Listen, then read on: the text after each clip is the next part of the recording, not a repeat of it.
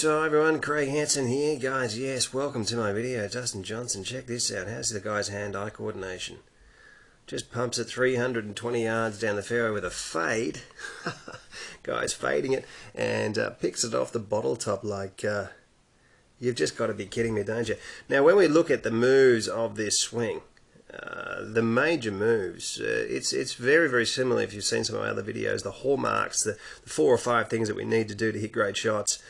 This guy is doing them, and we're seeing it over and over again by great ball strikers. Now, just to prove that, we're going to have a look at his just before impact as he brings his club, splitting it through the trail forearm. Now, have a look at this position here.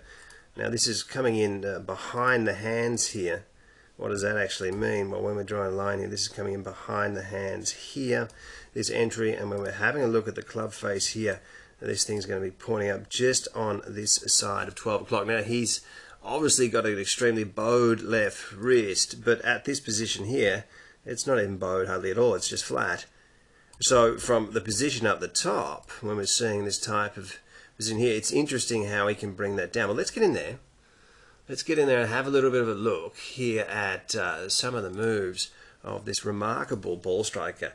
One of the best ball strikers in the world, really turning into one of the best ball strikers of all time. I'll go as far to say that, because when this guy plays well, I mean, he just destroys golf courses. He's getting down, scores so low, and then he'll just dominate fields.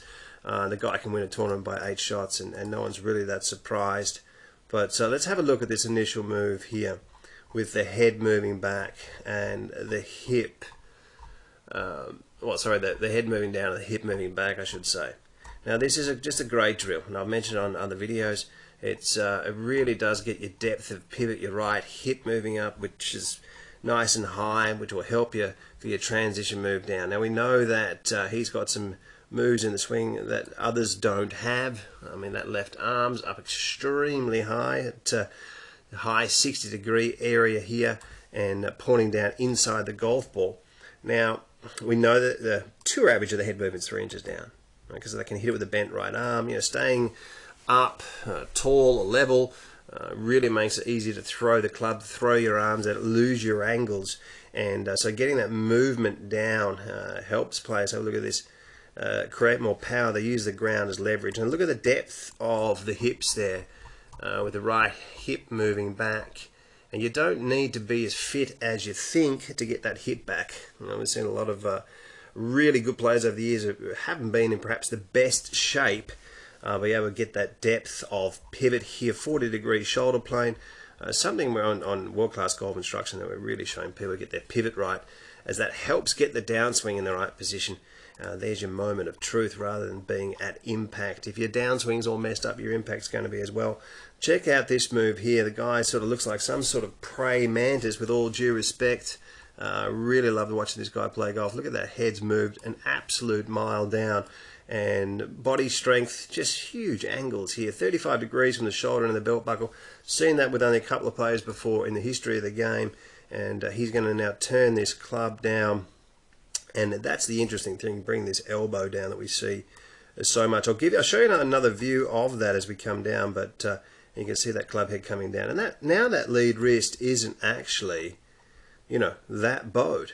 So he's managed to move himself down so far, bring that elbow in so deep that, just check this out, just have a look at this, when we sort of see the guy, when you can sort of see this move from the other side, look how far that elbow leads in. Now, this is an interesting drill for a lot of people.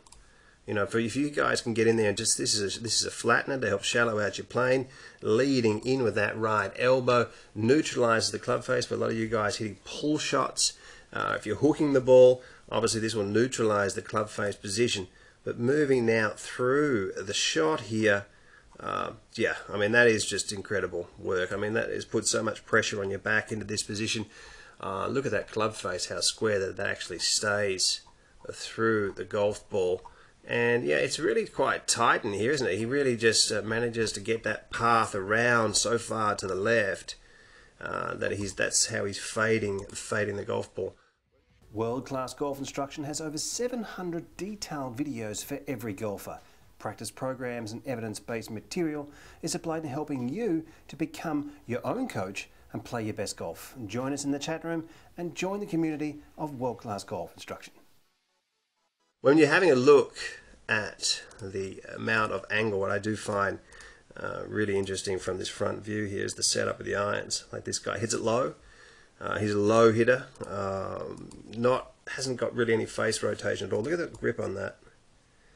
You know, that's a 4-knuckle grip, the right hand underneath. And I'll just get a line on the head here. We'll have a look at the move, because the swing doesn't have as much lateral movement as some of the other swings, but the shaft angle is absolutely incredible.